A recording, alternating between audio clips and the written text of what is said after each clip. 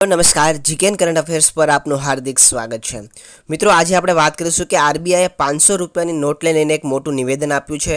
શું નિવેદન આપ્યું છે 500 રૂપિયાની નોટને લઈને સંપૂર્ણ માહિતી આપણે વિડીયોમાં જોઈશું, તો વિડીયોને અંત સુધી જોજો અને ચેનલ ઉપર નવા હો તો ચેનલને સબસ્ક્રાઇબ કરવાનું ના ભૂલતા। મિત્રો તમે નોંધ્યું હશે કે આજકાલ 2000 રૂપિયાની નોટ માર્કેટમાં ઓછી જોવા મળે છે અને એટીએમમાંથી પણ 2000 રૂપિયાની નોટ ઓછી નીકળે છે। તેની પાછળ પણ એક કારણ છે।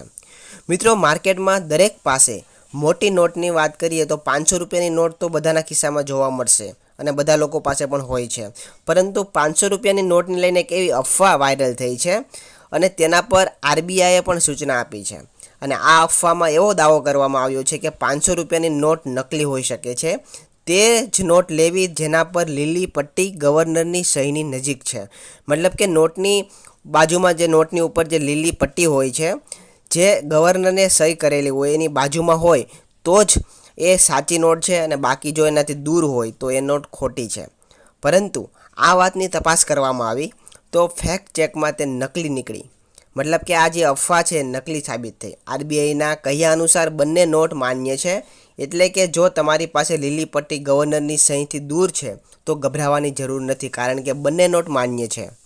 તમે મિત્રો સ્ક્રીન ઉપર જોઈ શકો છો, આ પ્રકારનો એક ઇમેજીસ 2 500 રૂપિયાની નોટ આપેલી છે, જેમાં લીલી પટ્ટી એક ગાંધીજી બાપુ છે, ગાંધી બાપુ એની નજીક છે અને બીજી છે ગાંધી બાપુની દૂર છે। તો હવે આની અંદર એવું લખવામાં આવ્યું છે હિન્દીમાં કે 500 रुपये की नोट हो मत लीजिए जिनमें हरी पट्टी गांधी जी के नज़दीक बनी है, क्योंकि ये नकली है। 500 की सिर्फ वही नोट लीजिए जिनमें हरी पट्टी आरबीआई गवर्नर के सिग्नेचर के पास है।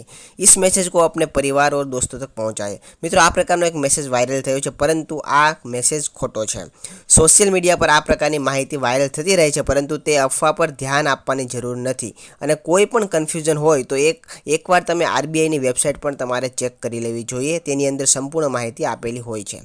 તો મિત્રો આ હતા સૌથી મહત્ત્વના સમાચાર, કેમ કે ઘણા લોકોને આ સોશિયલ મીડિયામાં જે મેસેજ વાયરલ થયું છે તેના હિસાબે એવું લાગે છે કે આ પ્રકારની નોટ ખોટી અને સાચી છે, પરંતુ બંને નોટ કે જેની અંદર આ લીલી પટ્ટી ગાંધી બાપુની નજીક હોય કે દૂર હોય, બંને નોટ સાચી છે। તો મિત્રો વિડીયોને શેર કરજો બધા લોકો સુધી, જેથી એ પણ જાણી શકે અને આવી જ નવી માહિતી જોવા માટે આપણી ચેનલ સાથે જોડાઈ રહીજો। એટલા માટે ચેનલને સબસ્ક્રાઈબ કરવાનું ના ભૂલતા। ધન્યવાદ।